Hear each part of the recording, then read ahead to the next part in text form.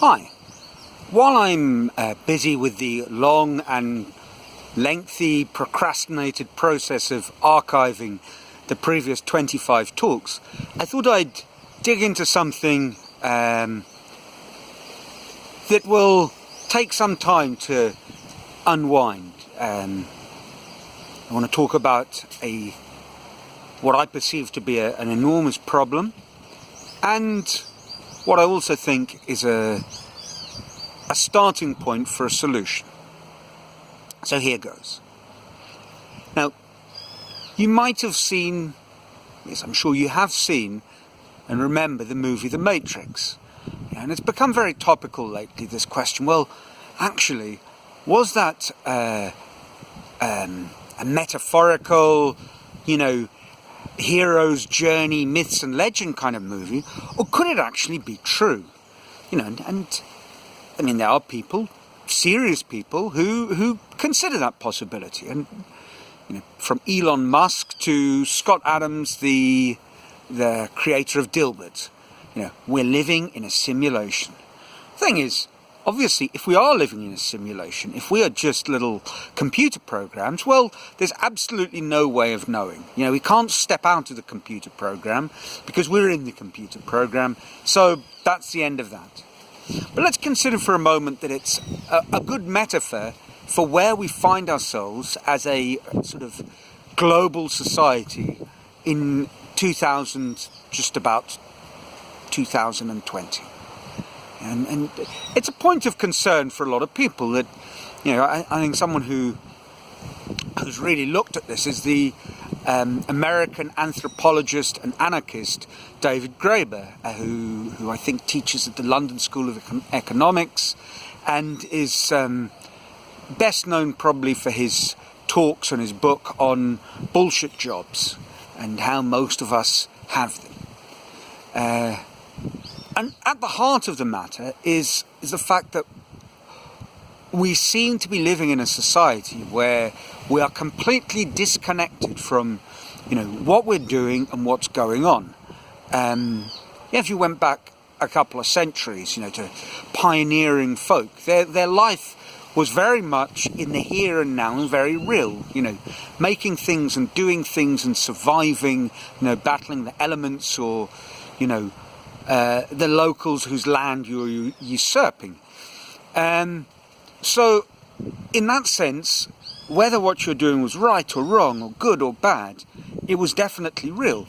But I think a lot of people feel today that what you're doing is essentially pointless. And this is a problem.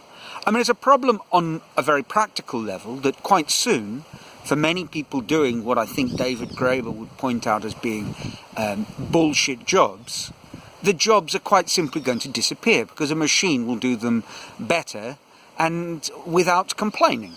So the market for the disengaged pseudo-knowledge work is just going to evaporate. But it's obviously, besides the threat to your livelihood, there's another problem, and a more existential one. We're all racked with the question, why am I here? What am I doing? What's the meaning of it all? And obviously, if you come to the conclusion that the job you're doing is completely and utterly pointless, and worse still, if you reach the point where you feel that not only is your job utterly pointless, but much of what you do has been eroded to the point of your impact is almost nil.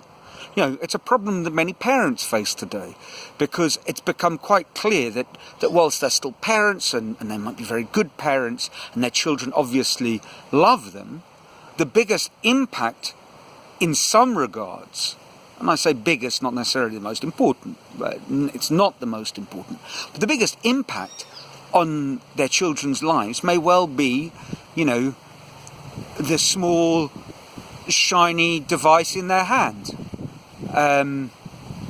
Whatever device that might be. So it's a problem.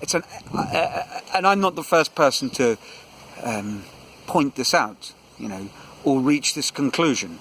I might be the almost the last. I think it's pretty obvious to everybody that, in a way, Western civilization, and much further beyond Western civilization, because Eastern civilization seems to face exactly the same dilemma of a sort of existential crisis where our lives seem to have become pointless, meaningless.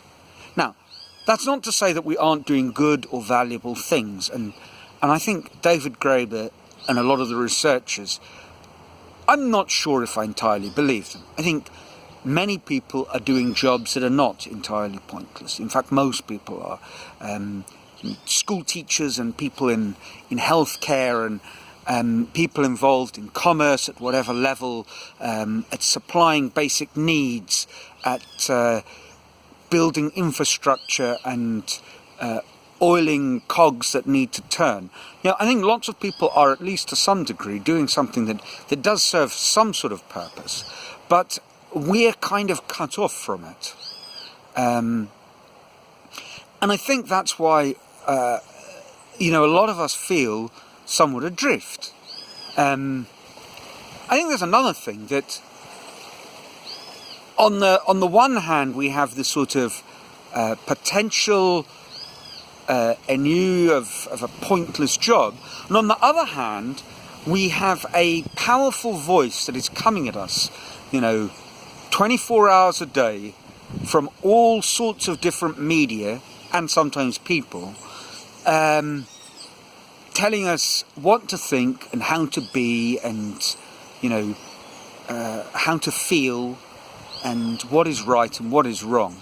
And, my father would say, but it was ever thus, Neil. And on some level it was, but obviously today, this voice chipping away at us is not a small, quiet voice, and it's not an annoying parent that you can solve the problem by growing up and moving out. It is a tidal wave of opinions that are subtly and insidiously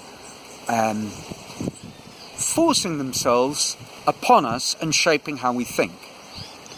Now, that's not a cheerful thought, but I don't think there's anyone out there who doesn't at least sometimes think there's a lot to it. So where do we go from there?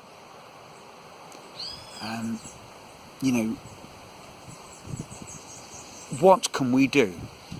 And I think this is where I'd like to kick off. I think the world needs you, needs me, but it needs the real you and the real me.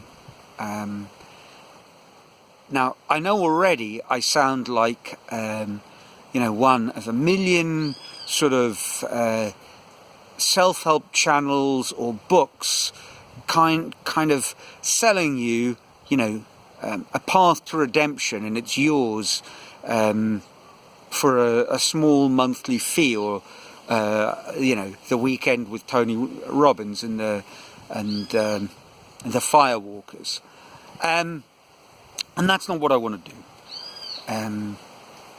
Nor am I going to say to you that this is all for free, only at the end to give you an enticing offer. That's also not the story. The point is, I think the advice is, the starting point is very simple.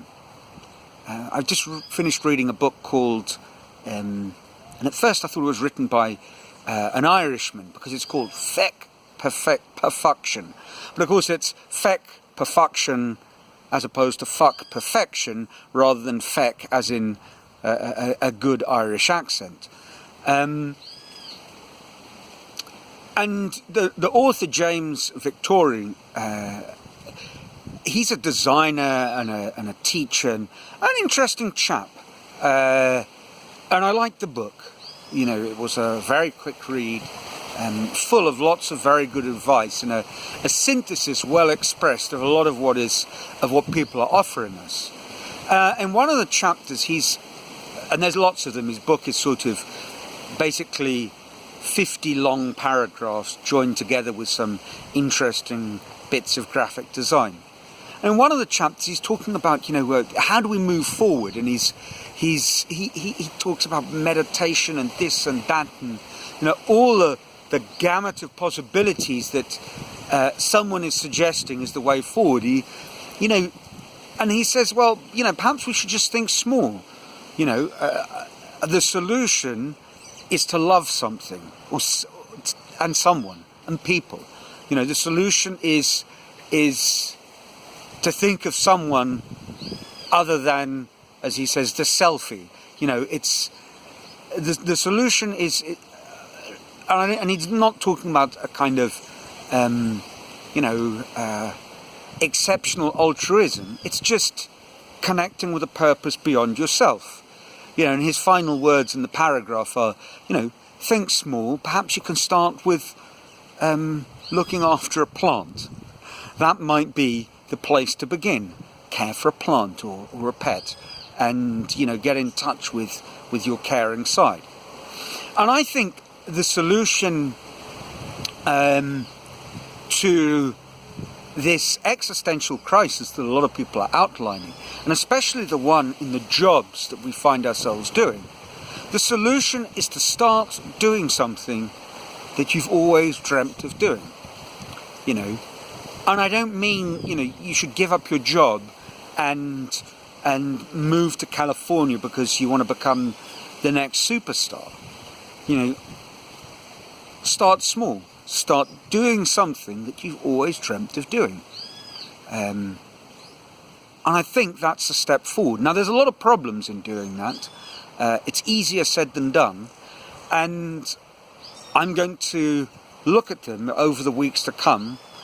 And I think next week I'm going to look at, obviously, one of the big problems for a lot of people is when they're confronted with this advice of do that thing you've always dreamed of doing, so say, but what's that? I've never really dreamed of doing anything.